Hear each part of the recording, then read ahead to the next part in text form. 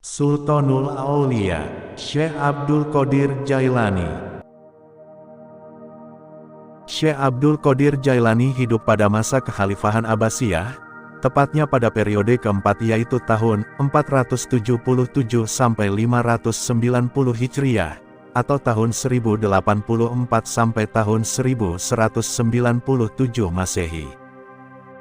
Pada periode ini pemerintahan di bawah kendali Khalifah Abbasiyah, yang dihegemoni oleh Kesultanan Bani Seljuk.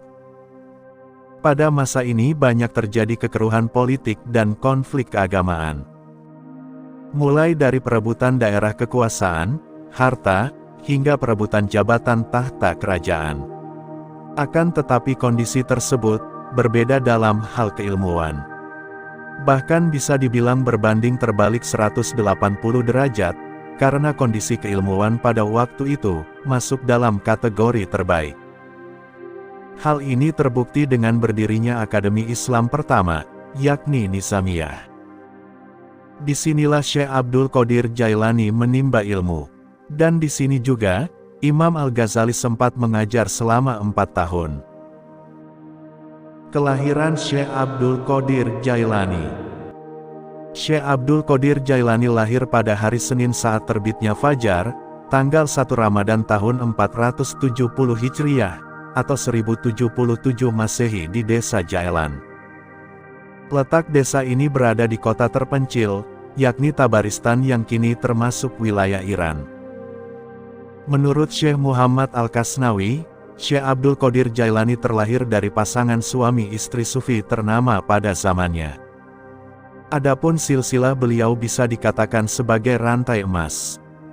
Ini dikarenakan beliau adalah keturunan langsung Sayyidina Husain, cucu Nabi Muhammad SAW dari pihak ibu. Dan keturunan Sayyidina Hasan, cucu Nabi Muhammad SAW dari pihak ayah. Ibunya seorang yang soleh, bernama Fatimah binti Abdullah Al-Samai Al-Husaini. Sedangkan ayahnya adalah Abu Soleh Musa bin Abdullah bin Musa Al-Jun. Beliau merupakan orang yang sangat zuhud dan rajin beribadah, hingga beliau mendapat gelar dalam bahasa Persia dengan sebutan Janki Dausat atau Muhib Al-Jadid, yang berarti orang yang mencintai jihad melawan hawa nafsu. Keistimewaan Syekh Abdul Qadir Jailani mulai nampak sejak beliau baru lahir, tepatnya pada tanggal 1 Ramadan. Hal ini dikarenakan sejak masih bayi, ia ikut puasa dengan tidak meminum ASI pada siang hari. Hal ini berdasarkan penuturan Sayyidah Fatimah, ibunda Syekh Abdul Qadir Jailani. Dalam kisah lain, sang ibu menuturkan, "Semenjak aku melahirkan anakku, ia tidak pernah meminum air susu di siang bulan Ramadan." Diceritakan, pernah suatu ketika, lantaran hari berawan mendung, orang-orang bingung karena tidak bisa melihat matahari, guna menentukan telah masuknya waktu berbuka puasa. Mereka menanyakan pada Sayyidah Fatimah akan perihal ini, karena mereka tahu bahwa bayi darinya tidak pernah meminum ASI di siang bulan Ramadan. Keluarga dan anak-anak. Kesibukan Syekh Abdul Qadir Jailani dalam upaya rohaniyah, membuatnya sibuk dan hampir lupa akan kewajiban untuk berumah tangga. Sampai dengan tahun 521 Hijriah, yakni pada usianya yang ke-51 tahun, beliau tidak pernah berpikir tentang perkawinannya. Bahkan beliau menganggap perkawinan sebagai penghambat dalam upaya rohaniyah. Akan tetapi meskipun demikian, beliau tidak sampai meninggalkan sunnah Rasul. Pada usia lanjut pun beliau menikah dan mempunyai 4 istri yang salehah. Dari keempat istri itu beliau mempunyai 49 anak, 20 putra dan selebihnya putri. Latar belakang pendidikan. Selama hidupnya, Syekh Abdul Qadir Jailani menimba ilmu di beberapa tempat, dan juga ke beberapa guru. Pendidikan pertama beliau adalah di kota kelahirannya. Beliau dikirim oleh ibunya ke madrasah lokal di Jilan, untuk belajar agama Islam sejak berumur 5 tahun. Dan beliau menuntut ilmu di madrasah tersebut kurang lebih selama 10 tahun. Diceritakan bahwasanya Syekh Abdul Qadir Jailani mulai menyadari dirinya sebagai waliullah saat berumur 10 tahun, yaitu ketika beliau sampai madrasah para malaikat berkata, "Beri jalan untuk wali Allah. Berilah jalan untuk wali Allah." Kejadian itu terus berulang-ulang hingga akhirnya beliau menyadari bahwa dirinya adalah wali yang ditunjuk Allah. Pada usia ke-18, beliau memohon izin ke ibunya untuk melanjutkan pendidikan agamanya ke Baghdad dan sang ibu pun menyetujuinya. Pada waktu itu Baghdad memang merupakan pusat ilmu pengetahuan. Sang ibu yang sudah tua renta memberinya bekal sebanyak 80 dinar, yang kemudian dijahit di bagian bawah lengan jubahnya. Setelah berpamitan dengan ibu dan sanak keluarganya, Syekh Abdul Qadir Jailani bergabung dengan para kafilah untuk segera bertolak ke Baghdad. Di tengah perjalanan yang cukup melelahkan, beliau beserta rombongan dihadang para penyamun. Para penyamun ini terkenal sangat kejam. Para rombongan yang memang tidak mempersiapkan diri dengan senjata untuk perlawanan, akhirnya menyerah dan memberikan seluruh barang berharga yang mereka miliki. Sedangkan Syekh Abdul Qadir Jailani yang waktu itu nampak masih belia, tidak menjadi incaran para penyamun, karena mereka menganggapnya tidak memiliki harta yang berharga. Hingga suatu saat, salah satu penyamun datang menghampirinya, dan bertanya tentang perihal harta benda yang dibawanya. Tanpa basa-basi, Syekh Abdul Qadir Jailani menjawab bahwa dirinya membawa 80 dinar. Sontak penyamun itu tertawa terbahak-bahak, karena ia mengira bahwa Syekh Abdul Qadir Jailani hanya berbohong. Beberapa saat kemudian, Ahmad Badawi selaku pimpinan dari penyamun datang menghampirinya, dan menanyakan hal yang sama seperti yang ditanyakan anak buahnya. Lagi-lagi Syekh Abdul Qadir Jailani menjawabnya dengan jujur dan lugas. Ahmad Badawi pun tertawa terbahak-bahak, lalu menanyakan tempat di mana uang tersebut. Dengan santai Syekh Abdul Qadir Jailani mengoyak jubahnya, dan menemukan uang sebanyak 80 dinar, yang tersembunyi di bawah lengan bajunya. Saat menyaksikan hal tersebut, Ahmad Badawi beserta kawanannya keheranan dengan sikap Syekh Abdul Qadir Jailani, yang terlalu lugu memberitahukan uang yang dibawa. Kemudian Syekh Abdul Qadir Jailani menceritakan dirinya dengan berkata, "Saya berangkat menempuh perjalanan ini, telah berjanji kepada ibu saya yang telah lanjut usia, bahwa saya tidak akan pernah berbohong. Bagaimana saya bisa melanggar janji ini, hanya karena 60 orang penyamun?" Diceritakan bahwasanya setelah mendengar perkataan Syekh Abdul Qadir Jailani ini, maka Ahmad Badawi dan semua anak buahnya pun sadar, dan akhirnya bertaubat kemudian masuk Islam. Sesampainya di Baghdad pada tahun 488 Hijriah, tak sepersen pun uang di tangannya, karena telah habis selama perjalanan. Untuk sekedar mengisi perutnya yang kosong, beliau menuju ke pasar Hasrus. Akan tetapi sesampainya di sana, beliau mengurungkan niatnya untuk mencari makan, karena di sana telah banyak wali Allah yang mencari makan. Di saat pulang menuju tempat peristirahatannya, beliau bertemu dengan para musafir dari Jilan. Salah satu musafir tersebut menghampirinya, dan menanyakan seorang pemuda bernama Abdul Qadir Jailani. Beliau pun menjawab bahwasanya dirinya lah yang sedang dicari. Musafir tersebut kemudian menyampaikan bahwa ibunya telah menitipkan sebongkah emas untuk dirinya. Setelah menerimanya dan berterima kasih kepada musafir tersebut, Syekh Abdul Qadir Jailani pun bersyukur, lalu kembali lagi ke pasar Hasrus, untuk memberikan sebagian emas itu kepada para wali Allah yang sedang mencari makan, kemudian yang sebagian beliau simpan, untuk kebutuhan sehari-hari.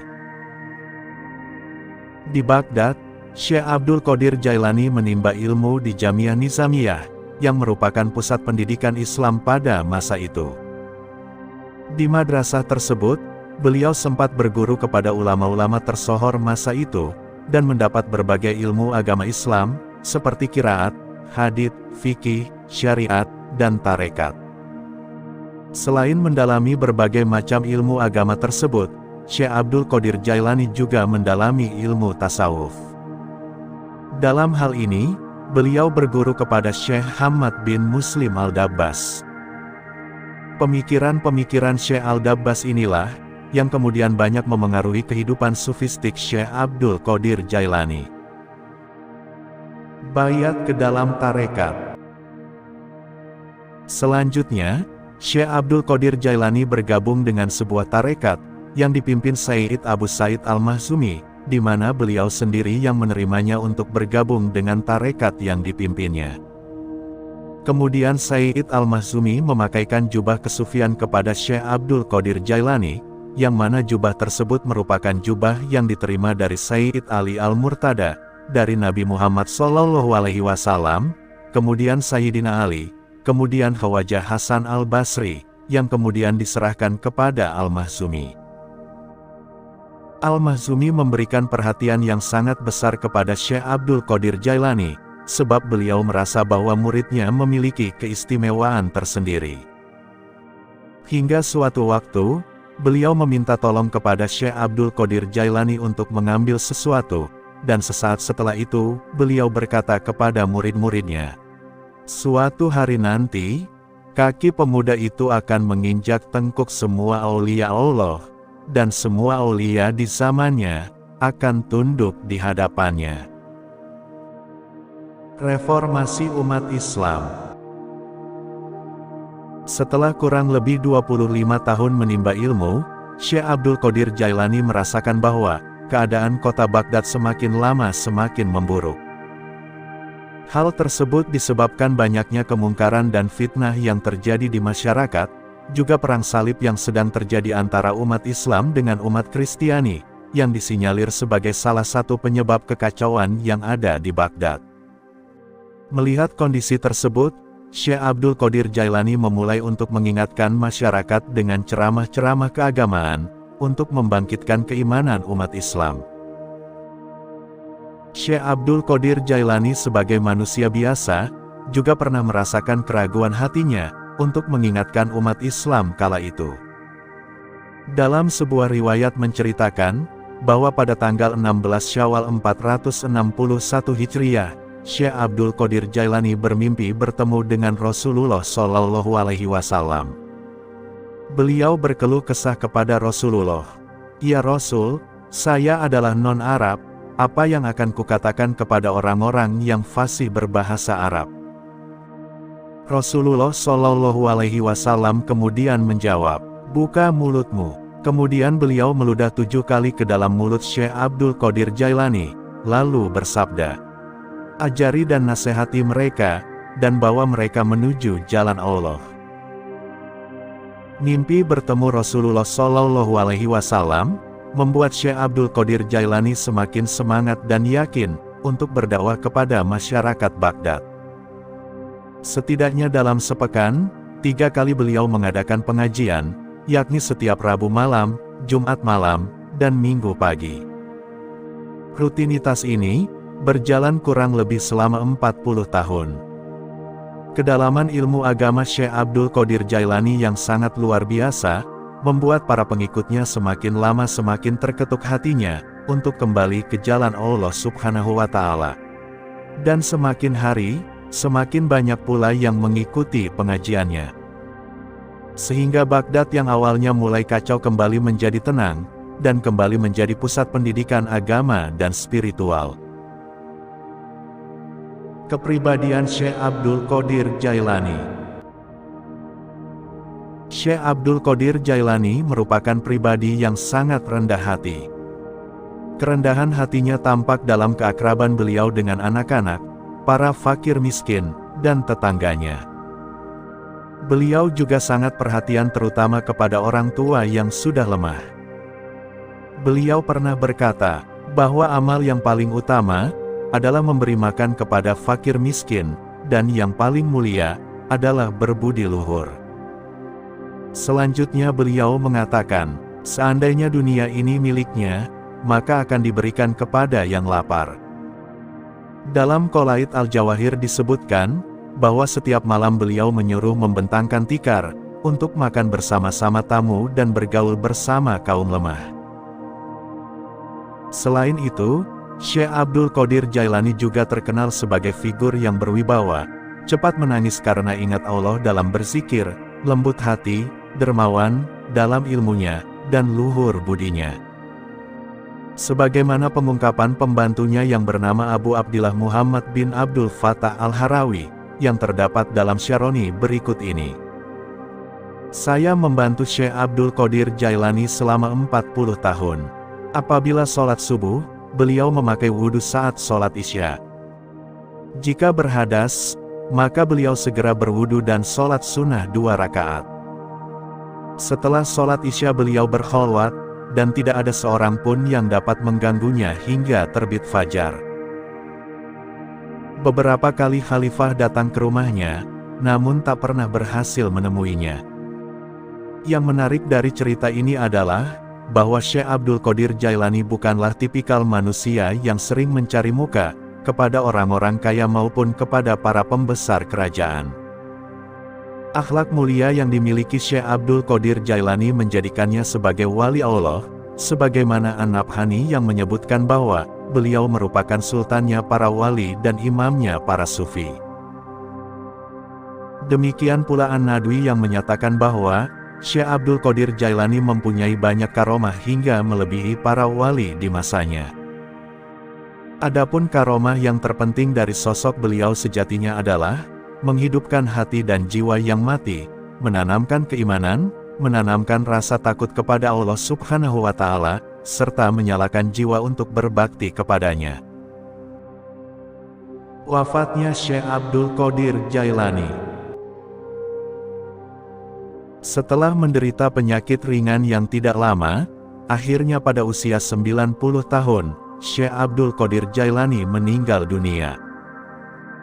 Ibnu Al-Jauzi sebagaimana yang telah dikutip oleh Ma'arif, bahwasanya Syekh wafat pada malam Sabtu, tanggal 8 Rabiul Awal tahun 561 Hijriah, dan dimakamkan pada waktu itu juga di madrasahnya, di Baghdad, Irak.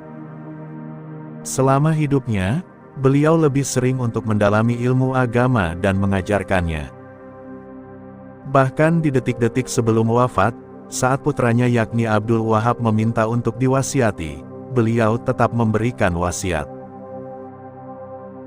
Dalam wasiatnya, beliau berkata, "Bertakwalah kepada Allah, memohon permintaan hanya kepada Allah.